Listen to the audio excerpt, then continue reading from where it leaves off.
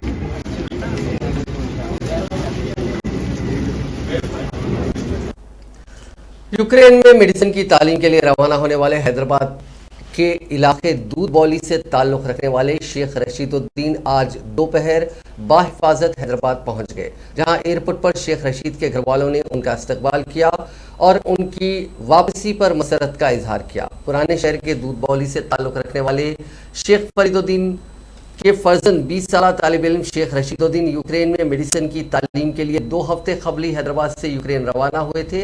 फरीदुद्दीन, जो गोशा महल police station में head constable है, उनके मुताबिक उनका लड़का 6 फरवरी को यूक्रेन रवाना हुआ था। आंध्र प्रदेश से ताल्लुक़ रखने वाले जौहन नामी एक नौजवान जो यूक्रेन में मेडिसिन की तालीम मुकम्मल की थी, उसके तवज्जो से शेख रशीद यूक्रेन रवाना हुए और उन्हें यूक्रेन के एवेन्यू फ्रैंक विस्क नेशनल मेडिकल यूनिवर्सिटी में दाखिला दिलाया गया था। उनके यूक्रेन पहुंचने के बाद से यूक्रेन के हालात ख़राब होने लगे और रूस ने यूक्रेन के कई इलाकों पर बमबारी शुरू कर दी, जिससे शेख रशीद ने घर वालों से फ़ोन पर बातचीत करते हुए वहां के बदतरीन हालात से वाकिफ करवाया और बताया कि जंग शुरू होने के बाद खाने की अशिया नहीं मिल रही हैं, होटल, दुकान और ATM सब बंद हैं। साथ जो रकम थी उसके जरिए नूडल्स वगैरह खरीद कर खा रहे हैं। गुज़िश्ता एक हफ्ते से काफ़ी मुश्किलात का सामना करने के बाद आज वो हैदराबाद वापस हो गए। रशीदुद्दीन सीनियर जर्नलिस्ट शेख रफ़ीउद्दीन आसिफ के भतीजे होते हैं। उन्होंने आज अपने भाइयों के साथ मिलकर एयरपोर्ट पर रशीद का इस्तकबाल किया। तेलंगाना के वजीर आला और रियासत के हुक्मरान जमात टीआरएस के सरबराह के चंद्रशेखर राव ने आज बीजेपी के रुकने राज्यसभा सुब्रमण्यम स्वामी और भारतीय किसान मोर्चा के सदर राकेश टिकैत के अलावा मोर्चे के दीगर कायदीन से मुलाकात की। कौमी दारुल हुकूमत में हुई ये मुलाकात मरकज की मोदी ज़ेर क़यादत एनडीए हुकूमत के खिलाफ मुख्तलिफ हमख्याल सियासी जमातों को मुत्तहिद करने की मुहिम का एक हिस्सा थी। वजीर आला तेलंगाना जो दिल्ली में कैंप किए हुए हैं, इस सिलसिले में अपोजिशन जमातों को मुत्तहिद करने की मसाइल में मसरूफ है। वज़ीर आला ने इन दोनों रहनुमाओं के एजाज़ में लंच का एहतमाम किया। समझा जाता है कि मुल्क में होने वाली तब्दीलियों के सिलसिले में इन कायदीन से बातचीत की गई। इस मुलाकात को अहमियत हासिल हो गई है क्योंकि एक मरतबा फिर मरकज में मुखालिफ बीजेपी महाज की तश्कील की कयास आराइयाँ सामने आ रही हैं। पहले ही तमिलनाडु के वज़ीर आला स्टालिन के साथ साथ मगरबी बंगाल की वज़ीर आला ममता बनर्जी केटीआर के साथ राब्ते में है। इसी सिलसिले की कड़ी के हिस्से के तौर पर 20 फरवरी को केसीआर ने महाराष्ट्र के वज़ीर आला उद्धव ठाकरे से मुंबई में मुलाकात की थी,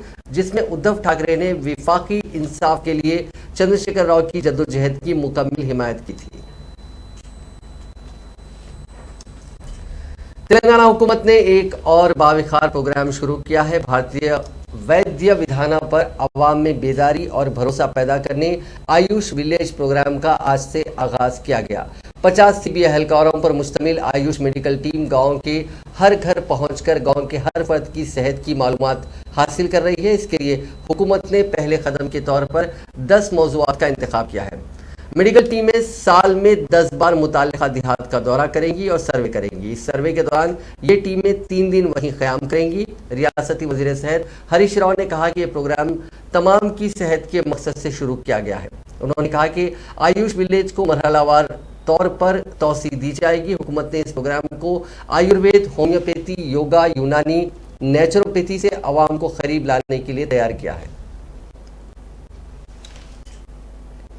तेलंगाना के वज़ीर सेहत हरीश राव ने दावा किया कि गरीबों को बेहतर तिब्बी खिदमात की फराहमी के मामले में तेलंगाना को मुल्क में तीसरा मकाम हासिल है, जबकि बीजेपी बरसर इख्तियार गुजरात इस मामले में आखिरी नंबर पर है। उन्होंने आज निर्मल ज़िले के मंथनी में 30 बिस्तरों वाले अस्पताल की इमारत की तामीर के लिए संग बुनियाद रियासती वज़रा इंदिरा करण रेड्डी के साथ मिलकर रखा। इस मौके पर मुनक़िदा तकरीब से खिताब करते हुए उन्होंने कहा कि तेलंगाना में जो स्कीमात मुतारिफ की गई हैं उनमें से एक भी स्कीम बीजेपी और कांग्रेस बरसर इख्तियार रियासतों में नहीं है। उन्होंने पूछा कि क्या रियासत की तरक्की के मामले में दोनों जमातों के कायदीन उनके सामने आएंगे। उन्होंने कहा कि पेट्रोल, डीजल और पकवान गैस सिलेंडर्स की कीमतों में गैर मामूली इजाफे से अवाम परेशान है। उन्होंने कहा कि बिजली असलाहत के नाम पर मरकज़ किसानों की ज़रई बौलियों के करीब बिजली के मीटर्स नस्ब करना चाहता है। उन्होंने कहा कि वज़ीर आला केसीआर ने वाज़ेह कर दिया है कि किसानों के साथ मरकज़ की कोई भी नाइंसाफ़ी बर्दाश्त नहीं की जाएगी।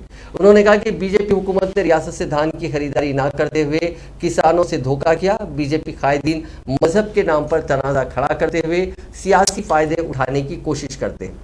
हमारे लिए नफरतें और झगड़े अहम नहीं हैं। उन्होंने कहा कि उत्तर प्रदेश के इंतखाबात के इख्तिताम के बाद पेट्रोल और डीजल की कीमत में एक मरतबा फिर इजाफा किया जाएगा। కలెక్టర్ గారు మాట్లాడాక మరి మినిస్టర్ గారు కూడా మాట్లాడతారు. మాకు నిర్మల్లో ఏరియా హాస్పిటల్ అయిపోయింది, ఎంసీహెచ్ హాస్పిటల్ కూడా అయిపోతుంది. మాకు బాగా తీవ్రంగా ఇప్పుడు నర్సాపూర్లో 30 బెడ్ హాస్పిటల్ చూసి వచ్చినారు. మా లక్ష్మణ్ చంద్ర మండల హెడ్ క్వార్టర్ ఎప్పటి నుంచో అక్కడ పిఎస్ ఉంది. అక్కడ బాగా ప్రజానికం ఎక్కువ ఉంటుంది కాబట్టి లక్ష్మణ్ చంద్ర మండలానికి ఆ ఒక 30 బెడెడ్ హాస్పిటల్ మాకు మంజూరు చేయాలని చెప్పి మనము హెల్త్ మినిస్టర్ గారిని మరి హరీష్ రావు గారిని తప్పకుండా ఈ బడ్జెట్ లో మాకు ఏర్పాటు చేసే చాలా రోజుల నుంచి పెండింగ్ ఉంది లక్ష్మణ్ చంద్ర 30 బెడెడ్ హాస్పిటల్. అదే కాకుండా వీరవెల్లి అనే మరి మండల హెడ్ క్వార్టర్ అవుతుందని అనుకున్నాము. రేపు రాబో రోజుల్లో అయ్యే అవకాశం ఉంది. అక్కడ పిఎస్సి లేదు.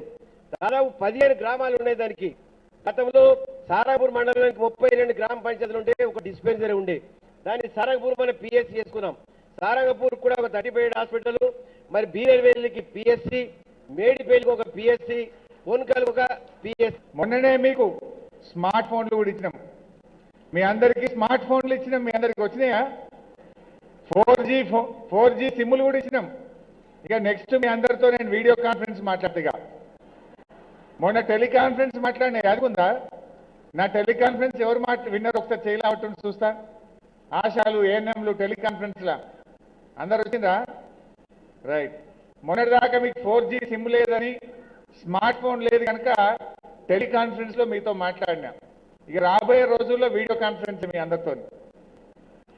ఆ స్మార్ట్ ఫోన్లతో మీరు అవసరమైతే పేషెంట్లకు ఊర్లో నుంచి పిహెచ్సికి రాకుండా, నిర్మల్కు రాకుండా వీడియో కాల్ మాట్లాడిస్తారు మీరు డాక్టర్తో.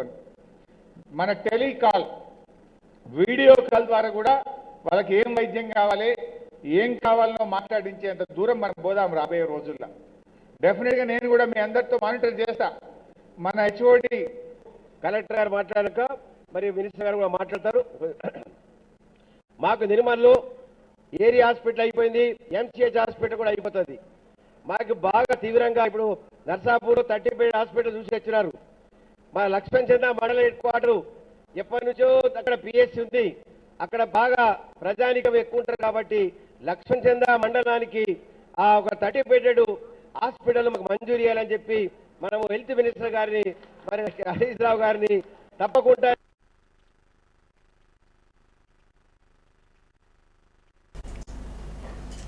तेलंगाना पुलिस के सरबराह महेंद्र रेड्डी ने वजाहत करते हुए कहा कि उनको जबरदस्ती तौर पर छुट्टी पर रवाना करने से मुताल्लिक तेलंगाना प्रदेश कांग्रेस कमेटी के सदर व रुकने पार्लियामेंट रेवंत रेड्डी के इल्जाम में कोई सदाकत नहीं है। डीजीपी ने कहा कि उनके मकान में फिसलकर गिर पड़ने के नतीजे में उनके बाएं कंधे की हड्डी में फ्रैक्चर आ गया। स्कैनिंग और एमआरआई में इस बात का पता चला है और कंधे पर पट्टी बांधी गई है। उनको डॉक्टर्स ने मुकम्मल आराम का मशवरा दिया है, जिसके सबब वो 18 फरवरी से 4 मार्च तक छुट्टी पर है। डॉक्टर्स के मशवरे के मुताबिक वो ड्यूटी से रुजू होंगे। रोजाना उनके कंधे की वर्जिश, फिजियोथेरेपी की जा रही है और वो दवाओं का इस्तेमाल कर रहे हैं। महेंद्र रेड्डी ने वाजे कर दिया है कि उनको हुकूमत की जानिब से जबरदस्ती तौर पर छुट्टी पर भेजने की तलब बिल्कुल गलत है। उन्होंने कहा कि इस गैर जिम्मेदाराना प्रोपेगेंडा पर उनको शदीद एतराज है। एक कौमी जमात के लीडर के तौर पर रेवंत रेड्डी ने झूठ फैलाने का काम किया है। अपने सियासी मकासद के लिए सरकारी ओहदेदार के खिलाफ इस तरह के झूठे प्रोपेगेंडे की वो मजम्मत करते हैं। एक आला सतह के जिम्मेदार ओहदे पर फायर सीनियर ओहदेदार पर इस तरह के इल्जाम आयद करने पर उनको शदीद एतराज है। इससे हुकूमत के बारे में गलत फहमियों को भी जन्म दिए जाने का इम्कान है। उन्होंने कहा कि इस तरह के झूठे बयान से महकमे पुलिस का एतमाद मुतज़लज़िल होने का इम्कान है। उन्होंने रेवंत रेड्डी से दरख्वास्त की कि वो ऑल इंडिया सर्विसेज के ओहदेदारों और दीगर ओहदेदारों के खिलाफ इस तरह की बयानबाजी से गुरेज करें। वहीं आज तेलंगाना आईपीएस ऑफिसर्स एसोसिएशन ने भी एक बयान जारी किया, जिसमें रेवंत रेड्डी के बयान की मजम्मत की गई। हालांकि उस स्टेटमेंट में रेवंत रेड्डी का नाम नहीं लिया गया। तेलंगाना हुकूमत की जानिब से खवातीन के लिए जारी तरक्याती फलाही स्कीमात पर बेहतर तौर पर अमल के पेश नज़र रियासत की हुक्मरान जमात टीआरएस ने बैनुल अक़वामी यौम ख़वातीन का जश्न बड़े पैमाने पर मनाने का फैसला किया। इस सिलसिले में पार्टी के अरकान असम्बली ज़िले सुदूर के साथ पार्टी के कारगुजार सदर KT रामाराव ने आज सुबह टेली कॉन्फ्रेंस मुनक्किद की। इस मौके पर तारक रामाराव, जो वज़ीर आला चंद्रशेखर राव के फर्जंद भी हैं, उन्होंने इस माह की 6, 7 और 8 तारीख को महिला बंधु KCR के नाम से जश्न मनाने की अपील की। उन्होंने जोर देते हुए कहा कि तकरीबन 10 लाख गरीब लड़कियों की शादी करवाने का सेहरा वज़ीर आला चंद्रशेखर राव के सर जाता है। ऐसा काम करने वाले चंद्रशेखर राव मुल्क के पहले वज़ीर आला हैं। उन्होंने कहा कि तकरीबन 11 लाख खवातीन को KCR किट फराहम की गई, जिनकी ज़चकियाँ सरकारी अस्पतालों में हुई। उन KCR किट्स में नवज़ादा बच्चों की देखभाल का मुकम्मल सामान है। ये किट सरकारी अस्पतालों में ज़चकी करवाने वाली खवातीन को दी जा रही है। उसका मकसद रियासत के सरकारी अस्पतालों में ज़चकियों की तादाद में इजाफा करना है। उन्होंने कहा कि रियासत की खवातीन की बहबूद के लिए ठोस इक़दामात पर हुक्मरान जमात TRS ने खवातीन के आलमी दिन को शानदार पैमाने पर मनाने का फैसला किया है। आज तेलंगाना प्रदेश कांग्रेस कमेटी की किसान कांग्रेस ने एक इजलास मुनक्किद किया, जिसमें किसानों के मसाइल पर बातचीत की गई और कांग्रेस पार्टी ने फैसला किया कि किसानों के मुद्दों को लेकर बड़े पैमाने पर एहतजाज किया जाएगा।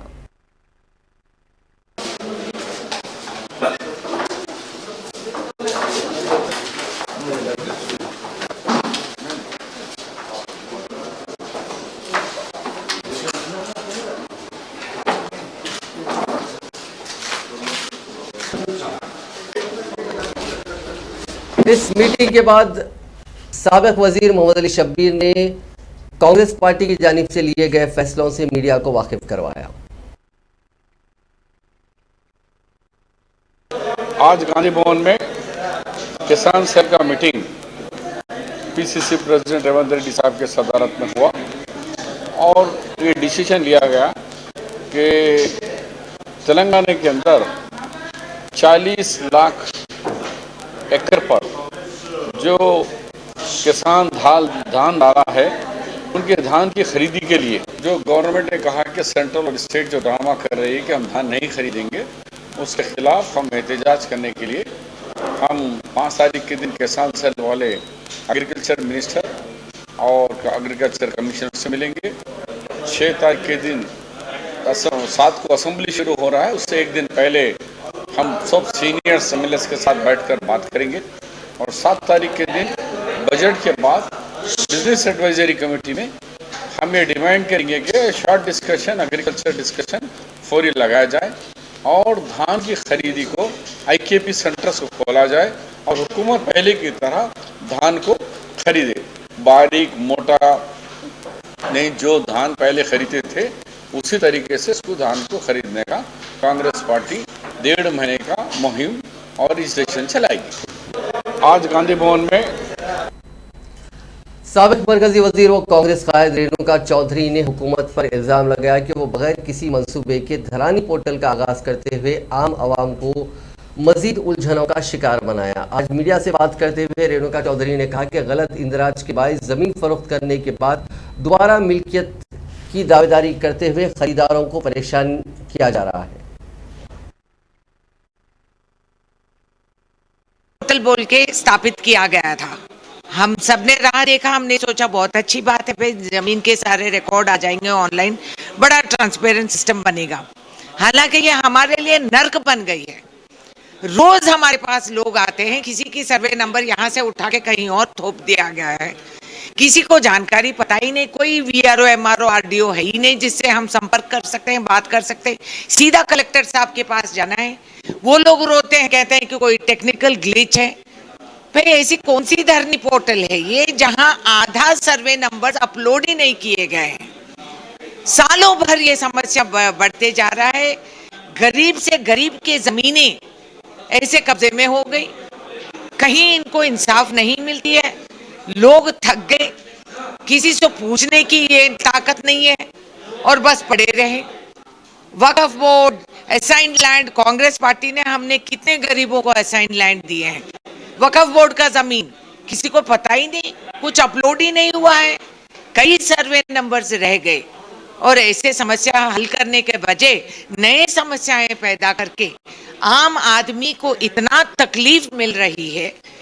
और ये समस्या नहीं हल होने पर हो क्या रहा है, जिसके जमीन के नंबर थे पहले और जो जमीन के ओनर थे उसने उसके बाद जमीन को बेच दिया। जमीन बेच देने के बाद आज जो अपलोड करे हैं धरनी में वही ओनर वही जमीन का ओनर बन गया, दोबारा वो जमीन दूसरे और को बेच रहा है। ऐसे नॉनसेंस स्टेट में चल रहा है और आजकल लोग यहाँ गाड़ियों में घूमते हुए बंदूक निकाल के एक दूसरे को मार दे रहे हैं। कोई फिल्म थोड़ी ना, हमारी जिंदगी की बात है, गरीबों की जमीन की बात है, वक्फ बोर्ड की जमीन की बात है।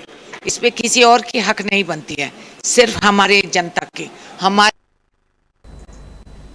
कुल हिंद कांग्रेस कमेटी के तर्जुमान डॉक्टर दासाजू श्रावण ने हुकूमत से मुतालबा किया कि वो रियासती वजीर सियाहत श्रीनिवास गौड़ के कत्ल की साजिश के इल्जाम की न सिर्फ सीबीआई तहकीकात करवाए बल्कि लाइट डिटेक्टर टेस्ट के जरिए हक़ाइक़ को मंजर आम पर लाने की कोशिश की जाए, चूँकि इल्ज़ाम रियासती वजीर के कत्ल की साजिश का है और इसमें मरकज़ में बरसर इख्तिदार जमात के अहम ओहदों पर फायज कायदीन को साजिशी करार दिया गया है या इसमें मुलविस होने का शक का इजहार किया गया है। दासाजू श्रावण ने कहा कि कमिश्नर पुलिस हैदराबाद के मुताबिक 15 करोड़ की सुपारी और रियासत के बेहतरीन अमन ज़ब्त की दावेदारी के सबूत और पुलिस की गैर जानिबदाराना रोल, इन सभी मामलात को चैलेंज किया गया है। ये पता लगना ज़रूरी है कि रकम का इंतज़ाम किसने किया था, रकम किसने दी और इस रकम का असल सोर्स क्या है।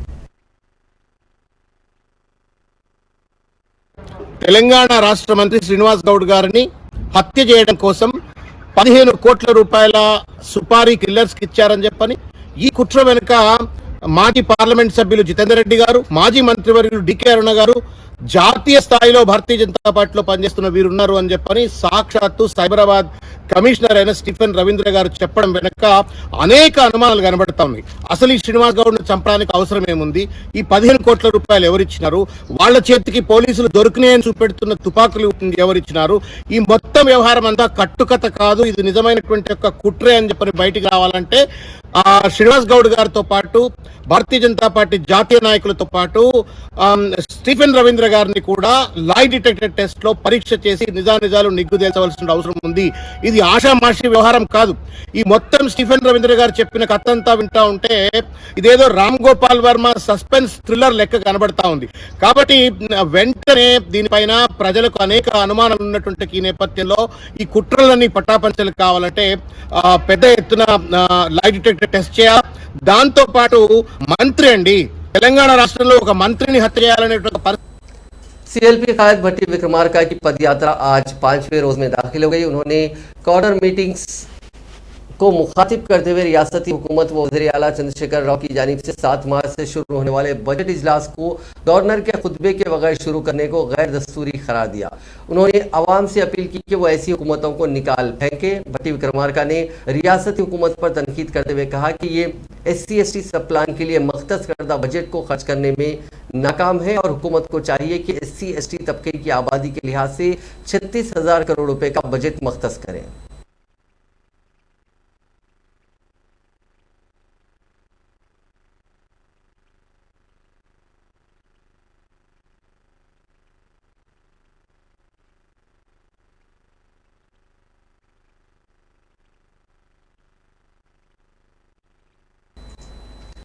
तेलंगाना के चीफ मिनिस्टर व सदर TRS चंद्रशेखर राव के फ्लेक्सी बैनर्स वजीर आजम नरेंद्र मोदी के हल्के वाराणसी की सड़कों पर लगाए गए हैं और उन बैनर्स पर चंद्रशेखर राव को देश के नेता के तौर पर तहरीर किया गया। जराये के मुताबिक KCR 3 मार्च को वाराणसी में समाजवादी पार्टी की इंतखाबी रैली में चीफ मिनिस्टर मगरबी बंगाल व सदर तृणमूल कांग्रेस ममता बनर्जी के साथ हिस्सा ले सकते हैं। वाराणसी वजीर आजम नरेंद्र मोदी का पार्लिमानी हलका है। जराये के मुताबिक KCR के वाराणसी में समाजवादी पार्टी की रैली में हिस्सा लेने का अभी कोई मंसूबा सामने नहीं है। जरा ने बताया कि अगर अखिलेश यादव की जानिब से उन्हें मदद किया जाता है तो वो अवामी जलसे में शरीक हो सकते हैं, क्योंकि वाराणसी में बड़ी तादाद में तेलुगु बोलने वाले लोग रहते हैं।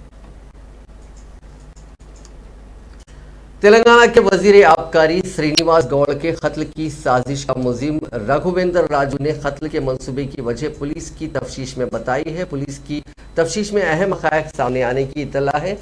पुलिस की तफ्तीश में मुलजिम रघुवेंद्र राजू ने बताया कि वजीर श्रीनिवास गौड़ ने उसके कारोबार को नुकसान पहुंचाया, जिससे उसे माली तौर पर नुकसान पहुंचा। उसे कई तरीकों से परेशान किया गया।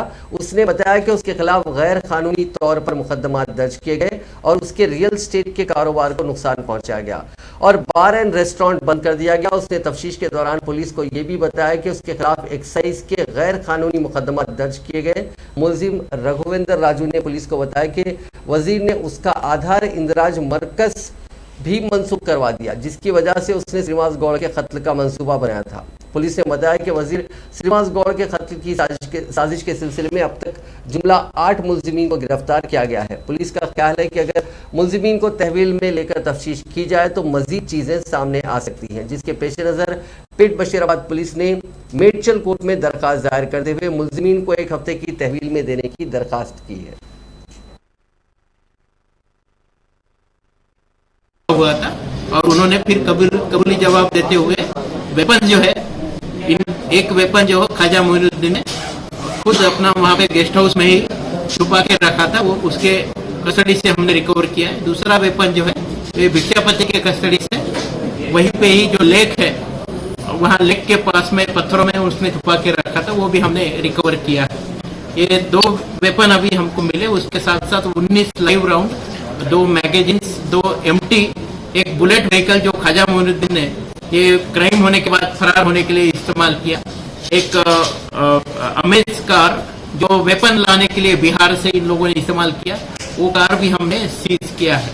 ये पूरे केस में जब हमने स्टडी किया तो हमें मालूम हुआ इस केस में जो शख्स जो नवारी श्रीनिवास रेड्डी और कोमट रेड्डी, राघवेंद्र रेड्डी जिनकी डेथ हुई, ये दोनों के ही क्रिमिनल रिकॉर्ड से। इससे पहले राघवेंद्र रेड्डी को एक मर्डर केस में लाइफ इम्प्रिजनमेंट की सजा हुई थी और श्रीनिवास रेड्डी के खिलाफ भी 3 मुकदमे दर्ज हुए हैं। और ये जो एक्यूज है नंबर 1, जो मुख्य सूत्रधार जिसने पूरा कॉन्स्पिरेसी किया, प्लान किया, उसके साथ साथ हमने आज अभी 5 लोगों को और अरेस्ट किया है। मारेड्डी, मेरेड्डी, मत्ता रेड्डी के साथ में ख्वाजा मोइनुद्दीन, बुर्री भिक्षापति, सईद रहीम, समीर अली और राजू खान, ये 5 लोगों को हमने अभी हिरासत में लिया है। चंदन सिबान और सोनू, ये दोनों बिहार के रहने वाले, दोनों फरार में हैं। उनको भी हम जरूर अरेस्ट करेंगे। इस केस में मेरेड्डी, मत्ता रेड्डी का बहुत ही महत्वपूर्ण पात्र इस केस में है।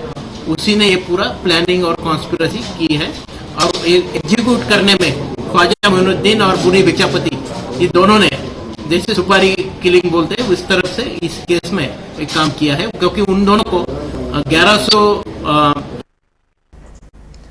बीजेपी लीडर जितेंद्र रेड्डी ने रियासती वजीर श्रीनिवास गौड़ को कत्ल करने की साजिश करने के बीजेपी कायदीन के खिलाफ इल्जामात के दरमियान बीजेपी ये मुतालबा किया कि इस केस की तहकीकात जामे तौर पर की जानी चाहिए। उन्होंने उन इल्जामात की तरदीद की जिसमें बीजेपी कायदीन को इस साजिश में मुलविस होने के बारे में बताया गया। उन्होंने कहा कि बीजेपी कायदीन पर जानबूझकर इल्जामात लगाए जा रहे हैं क्योंकि बीजेपी की रियासत में मकबूलियत बढ़ती जा रही है और टीआरएस को खौफ है कि वह आइंदा इंतखाबात हार जाएगी। हबीबनगर पुलिस स्टेशन के हुदूद में वाक़ मांगोड़ बस्ती में आज जीएचएमसी की जानिब से घरों को तोड़ने के लिए जब बल्दिया का अमला पहुंचा तो उन्हें बस्ती के लोगों की शदीद मुखालिफत का सामना करना पड़ा। हबीबनगर नाले पर बने मकानात को वहां के लोगों ने तोड़ने नहीं दिया। उन लोगों ने मांग की कि पहले उन्हें डबल बेडरूम के मकानात दें, उसके बाद उनके घरों को तोड़ें। बस्ती के मकीनों ने कहा कि 3 साल कबल उनसे वादा किया गया था कि उनको डबल बेडरूम्स के मकानात दिए जाएंगे और जो फ्लैट्स बताए गए थे वो बड़े थे और अब जो फ्लैट्स बताए जा रहे हैं वो बहुत छोटे हैं। उनमें हम अपनी फैमिली के साथ कैसे रह सकते हैं। लेके जाके बताया घर वो बड्डेबाजी करके हमारे लेके गए। हम पढ़े लिखे वाले नहीं है साहब, हमारे को बड्डेबाजी करके लेके गए और हमारे सैनागिना ले डबल बेडरूम भी दिखाए और सिंगल ले बोल रहे हम नहीं रहते वहाँ पर, दवाखाना नहीं है, पानी नहीं। आपको डबल बेडरूम बता के सिंगल बेडरूम लिए बोल रहे हमारे डबल दो, हम जंगल हमारा बहुत तकलीफ है वहाँ पर, बड्डेबाजी हाँ बता कितना है धोने को छोड़ दिलो बोले। अब नंबर चाबी मांग रहे तो क्या बोल रहे हैं, ये नहीं होता, ये दिखाने के कहते घर और रहने के दूसरे बोल के बता रहे उन लोग। हम नहीं रहते साहब बोल के हम पानी गिनने नहीं धोए, निकल के आए वैसे गाड़ी को 4000 रुपए खर्चा करके निकल के आए वैसे, ना पैसे नहीं दिए, ना खाना में, ना पानी नहीं, भूखे प्यासे जाके वहाँ पर धोने को बताए और 4 शाम में 5 बजे आए। मतलब ये है कि बताए एक दिखा रहे दे रहे डबल बेडरूम बता के सिंगल बेडरूम दे रहे। हमारे को लेके हमारे घर में 2-2 समझौता है, कैसे 2-3 जना जरा घर देखो हमारे कितने पैसों के घर बनाए सो।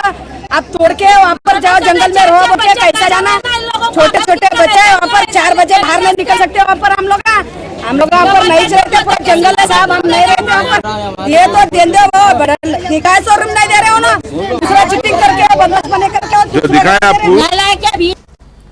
अब नजर डालते हैं कोरोना से जुड़े आंकड़ों पर। तेलंगाना में पिछले 24 घंटों में 31,303 अफराद का कोविड का टेस्ट किया गया जिसमें 164 मुस्बित पाए गए। पिछले 24 घंटों में किसी की भी इस मोजी वायरस की वजह से जान नहीं गई जबकि 385 लोगों ने इस बीमारी को मात दी। लेकिन रियासत में अब भी 2386 अफराद का कोविड का इलाज जारी है।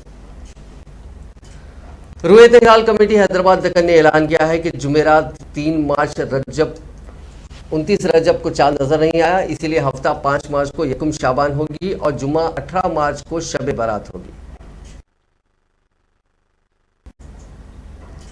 नाजरीन, इस न्यूज बुलेटिन में बस इतना ही। देखते रहिए INN चैनल।